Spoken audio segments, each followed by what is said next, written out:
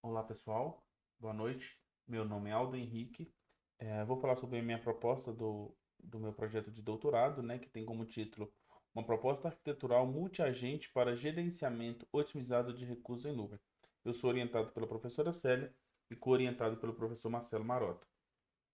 Esse é o roteiro que eu vou estar seguindo na minha apresentação. Bem, quando a gente fala de computação em nuvem, né, a gente já pensa em um ambiente muito complexo, não determinístico e dinâmico. Ou seja, é um ambiente que, por exemplo, para você instanciar uma máquina virtual, você tem diversas incertezas associadas a essa tomada de decisão. Por exemplo, se eu precisar de instanciar uma máquina virtual para executar uma determinada aplicação, né, os recursos que eu estou alocando são suficientes para executar essa aplicação? Ou os recursos que eu alocar, eu vou estar utilizando esses recursos alocados? Uma vez que na computação em nuvem você paga exatamente por aquilo que você instancia e utiliza, né? Então, se você está instanciando uma quantidade de recursos e não utilizando, você está de certa forma, pagando por algo que você está desperdiçando, certo? E para que a gente consiga fazer esse gerenciamento otimizado de recursos em nuvem, existem algumas estratégias. Por exemplo, monitorar os recursos, as máquinas virtuais, fazer a predição dos recursos, provisionar esses recursos, né? E, se necessário, readaptar os recursos. E a ideia, né, um problema que a gente tem é justamente instanciar máquinas virtuais de forma transparente para o usuário e simples. Por exemplo, um usuário que não é da computação, né? Talvez para ele não é tão simples ele ir num provedor de nuvem, saber o quanto ele precisa de recursos para instanciar uma determinada máquina. E também priorizar essas necessidades. Então, por exemplo, às vezes a prioridade do usuário é o tempo de execução, outras vezes ele quer uma execução com menor custo. E para que a gente pudesse entender o estado da arte, foi feita uma revisão da literatura, né? A gente executou principalmente no ano de 2020, utilizando a ferramenta do Parsifal, selecionamos três bases escolhidas e colocamos aqui alguns tópicos de validação da nossa revisão sistemática, né? Sobre se apresentava ou não a proposta, se era aplicado em um ambiente real o artigo, se apresentava um modelo automatizado, se o estudo ele era passível de replicação. E tivemos como resposta, né, 900 artigos aqui total das três bases e aceito 779, né, depois que a gente foi fazer fino nesses artigos e depois a gente foi selecionando os que eram mais relevantes para a nossa pesquisa. Com isso, a gente chegou aqui em alguns artigos já selecionados e fomos identificando algumas características. Por exemplo, trabalhos, né, geralmente no modelo de provisionamento, eles tinham um modelo de otimizado, modelo meteorístico, modelo heurístico. Alguns trabalhos eles apresentavam modelo baseado em SLA, né? E a nossa ideia é justamente tentar encontrar uma arquitetura que pudesse atingir todos esses pontos e principalmente, por exemplo, no modelo de provisionamento, a gente pudesse ter mais de um modelo que a própria arquitetura pudesse fazer as tomadas de decisões. Então a gente partiu da seguinte hipótese baseado nesse estudo geral dos trabalhos, né? Que uma arquitetura orientada a agentes inteligentes com modelo híbrido de racionalidade seja capaz de gerenciar de forma otimizada recursos em nuvem, incluindo monitoramento, predição, provisionamento e readaptação dinâmica, priorizando as necessidades de custo e tempo sobre a perspectiva do usuário. E o nosso objetivo é desenvolver uma arquitetura orientada a agentes inteligentes com modelo híbrido de racionalidade para o gerenciamento otimizado de recursos. E aí a gente definiu alguns objetivos específicos. Primeiro, validar essa arquitetura em um ambiente real, né?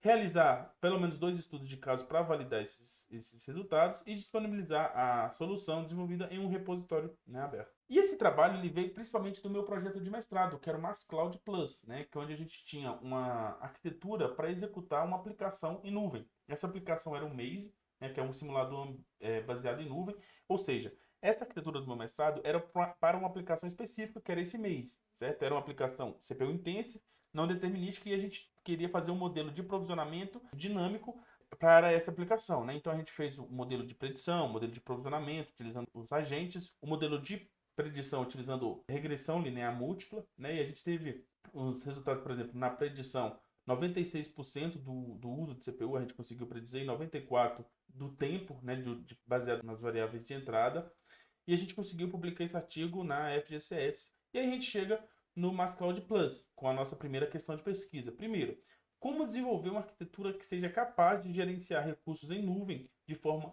dinâmica, otimizada pela ótica do usuário. E definimos também que essa arquitetura precisa ter alguns requisitos. Primeiro, ser independente de provedor, seja ele público ou privado, a arquitetura precisa ser. A arquitetura precisa escolher as configurações de máquinas virtuais baseado no SLA de acordo com as prioridades desse usuário, né?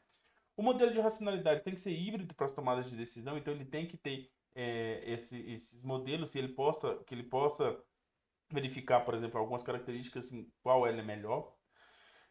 Monitorar os recursos alocados de nuvem, né? Realizar a readaptação dos recursos quando for necessário e armazenar a base histórica dessas aplicações para que esses dados possam ser utilizados na predição, né? E nossa arquitetura ela ficou mais ou menos nesse esquema, que é onde a gente tem uma arquitetura modular, né? Que aqui tem uma camada do usuário, né? Depois a gente tem essa camada core, onde temos a implementação dos agentes, né? Até o momento temos 2 agentes implementados, que é o gerente de máquina virtual e o agente de monitoramento. Temos a base de dados e os serviços oferecidos, que é a predição, o provisionamento e o monitoramento. Ainda a implementar, temos o agente de readaptação, né? Que vai oferecer principalmente a validação do SLA e a readaptação de recursos quando for necessário. E por fim, a gente tem a camada de infraestrutura, que é onde as máquinas virtuais vão ser instanciadas propriamente dita. A implementação. Então, o usuário ele vai fazer uma solicitação de uma máquina virtual de acordo com as regras de SLA que ele vai acordar, né? Então, por exemplo, quando ele quer de tempo de recurso, de tempo de execução, custo. O gerente de máquina virtual, que é o nosso agente, vai fazer a predição e o provisionamento desse recurso lá no provedor. E para isso a gente tem uma API de comunicação aqui que a gente utilizou, o Vanguard, que é uma ferramenta que permite que a gente faça a comunicação com diferentes, né, diversos provedores, seja ele público ou privado. E uma vez que a máquina virtual foi instanciada no provedor, o agente de monitoramento ele começa a monitorar e armazenar os dados de monitoramento dessa máquina virtual. E definida a arquitetura, a gente chega na nossa segunda questão de pesquisa, que é quais modelos de tomada de decisões devem ser definidos para gerenciar de forma otimizada e dinâmica os recursos em nuvem. Primeiro, né, a gente definiu o modelo de predição, que a gente está utilizando a regressão linear múltipla. E o modelo de provisionamento, a gente tem já 3 modelos: o heurístico, o meta-heurístico e o modelo otimizado ou modelo exato. Para a predição, tentou predizer principalmente 3 variáveis. Primeiro, o tempo de execução, o uso de CPU e o uso de memória. Bem, e para isso, né, a gente tem esse modelo que a gente leva em consideração a quantidade de memória e a quantidade de CPU na máquina virtual para que a gente possa ajustar o modelo para predizer o tempo, né? E isso para as outras variáveis também. Então, por exemplo, uma máquina com 8 CPU e 32 GB de RAM, para a gente predizer o tempo, a gente multiplica aqui o 32 pela variável T2 e o 8 de memória RAM pela variável T3, e a gente vai fazendo os ajustes, por exemplo, transformações logarítmicas, para que a gente possa encontrando os melhores resultados nesse modelo de regressão.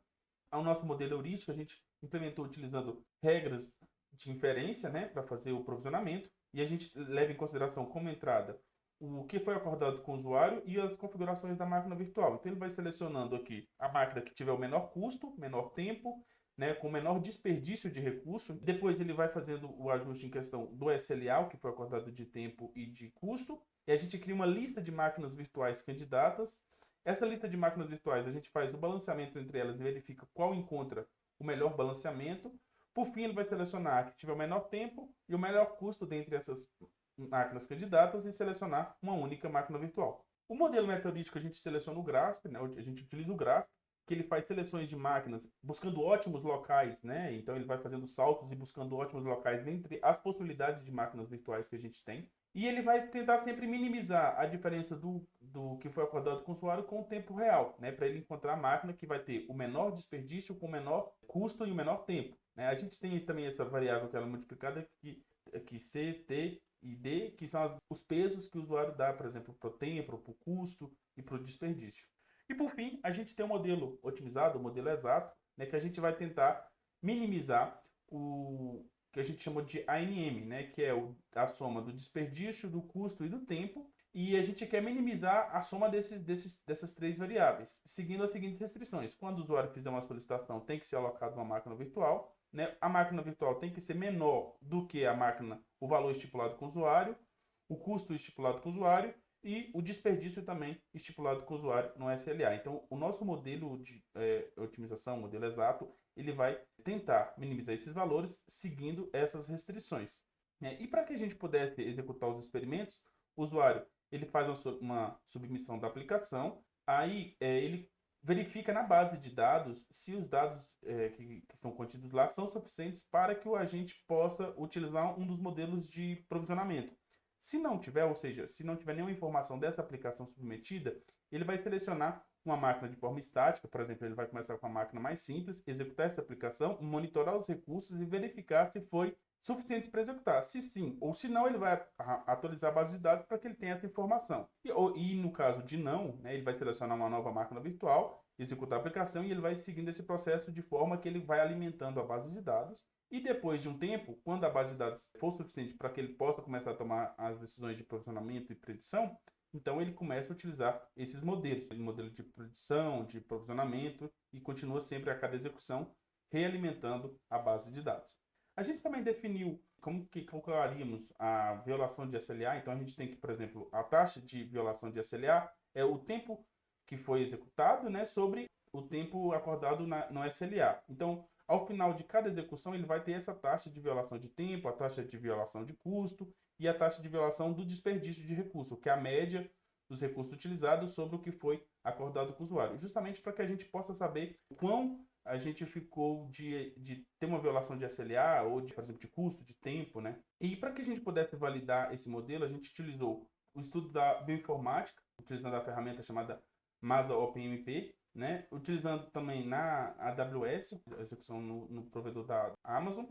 A gente utilizou diferentes tamanhos de DNA, né, de 10K, 30K, 50 até 1 mega, justamente para que a gente pudesse fazer submissões de diferentes tamanhos de carga de trabalho e identificar o comportamento das tomadas de decisões nessas diferentes tomadas de diferentes tamanhos de carga de trabalho. A gente também selecionou algumas máquinas virtuais que o agente pudesse escolher, então variando o vCPU de 1 a 96 vCPU e de 1 a 192 GB de memória, né? E aí, dentre essas máquinas virtuais, com esses custos, o agente ele podia ir tomando as suas decisões. Já partindo para os resultados, no nosso modelo de regressão, a gente utilizou algumas transformações, como eu disse, né? Para tentar encontrar o melhor R quadrado. Então, por exemplo, o modelo de tempo, de regressão de tempo, com a transformação no logaritmo, ele ficou com 98% e sem transformar no logaritmo 94%. Então, a gente foi fazendo esses ajustes. E lembrando que isso para essa aplicação, né, que é o MASA, essa aplicação de bioinformática. E aqui a gente tem as máquinas virtuais que ele foi escolhendo em cada um dos modelos. Utilizando o modelo heurístico, né, para cada carga de trabalho que ele foi escolhendo máquinas virtuais. Então a gente vê aqui, por exemplo, que para uma máquina, para 1 mega, ele teve uma variação, né, de escolha. Ele começou escolhendo uma máquina, depois ele passou para outra máquina. O modelo otimizado, ele sempre se manteve numa única máquina virtual, porque ele tentava sempre encontrar a máquina que eu encontrasse o modelo ótimo, né? O modelo heurístico, a gente vê que ele tem uma maior variação, justamente porque ele vai fazendo esses saltos, né? Então ele vai tentando encontrar ótimos locais. Então, por isso que ele vai tendo esses saltos até ele fazendo os ajustes. Aqui, em alguns resultados, naquela taxa de violação de SLA, né, lembrando que o que é acordado com o usuário é essa linha vermelho, tá, o que foi acordado com o usuário, e as barras, tanto preta quanto azul e a verde, são para cada um do modelo. Então, por exemplo, aqui a barra preta, a gente percebe que é heurístico e ele está sempre maior, ou seja, ele tem uma taxa de violação maior, né? Quanto menor, melhor, porque quer dizer que a taxa de violação de SLA foi menor, ele ficou distante de atingir o limite que foi acordado com o usuário. Então, isso aqui para o tempo, né, para cada uma das cargas de trabalho, 10K, 50K até 1 mega. Depois, para o custo, né, o que foi acordado com o usuário. Então, por exemplo, aqui ó, ele teve até uma violação, por exemplo, o heurístico ele teve uma violação de SLA e o meteorístico também na questão do custo, né? Então, ele deu uma prioridade para o tempo e acabou tendo taxa de violação em relação ao custo. E a gente fez uma outra análise que foi: e se o usuário não usasse esse modelo, né? Se o usuário utilizasse, por exemplo, escolhas aleatórias, o usuário simplesmente fosse lá escolher essa máquina com o menor custo, a máquina mais simples, com um vCPU, né? A gente percebe que, por exemplo, nas cargas maiores de 1K e 1 mega, ele nem consegue executar, ele dá erro de execução. Em outros casos, por exemplo, ele pode escolher uma máquina, nesse caso da máquina simples, que os valores de tempo estão muito próximos, porém, a gente sabe que a máquina mais complexa, por exemplo, essa de 96, tem um custo muito maior, né? Então, O nosso modelo ele vai justamente tentando encontrar o peso e o contrapeso em relação ao tempo e ao custo dessas para executar essas aplicações, né, para fazer as escolhas das máquinas virtuais. Sobre as considerações finais, né, a gente conseguiu, de certo modo, definir a arquitetura, né, que era a nossa questão de pesquisa um. A segunda questão de pesquisa, a gente ainda está fazendo os ajustes para as tomadas de decisões, mas a gente percebeu que entre os modelos a gente tem realmente a questão de um modelo se enquadra melhor que o outro, por exemplo, o modelo otimizado, né? E sempre ele está sendo melhor em relação a tempo, a custo. O modelo heurístico, ele é melhor, o modelo meteorístico, ele é melhor que o modelo heurístico, né? E a nossa estratégia é justamente, dentro da própria arquitetura, ela possa fazer essas tomadas de decisões e escolher qual modelo é melhor para cada aplicação, levando em considerações, por exemplo, o tempo de escolha. A gente percebe aqui que a quantidade de submissões do usuário, o tempo que ele leva para escolher a máquina virtual no modelo otimizado, ó, ele cresce rapidamente, enquanto o modelo heurístico, o tempo ele não tem esse crescimento. Isso vai ser, né, uma das variáveis levada em consideração pelos agentes para escolher qual modelo ele vai levar em consideração para escolher uma máquina virtual, né? Os nossos próximos passos, a gente quer implementar outros modelos de predição de recursos, né, que a gente, por enquanto, só está utilizando a regressão linear. Implementar outros modelos de captura de dados, que a gente está utilizando o único, que é o DSTAT, para fazer o monitoramento. Implementar novos agentes para garantir a readaptação e a renegociação de SLA e realizar experimentos com novo estudo de caso. No caso, a gente quer utilizar um modelo de predição de tempo, né, que é um modelo muito complexo. E é isso. Muito obrigado. Tá? Me coloco à disposição para as dúvidas.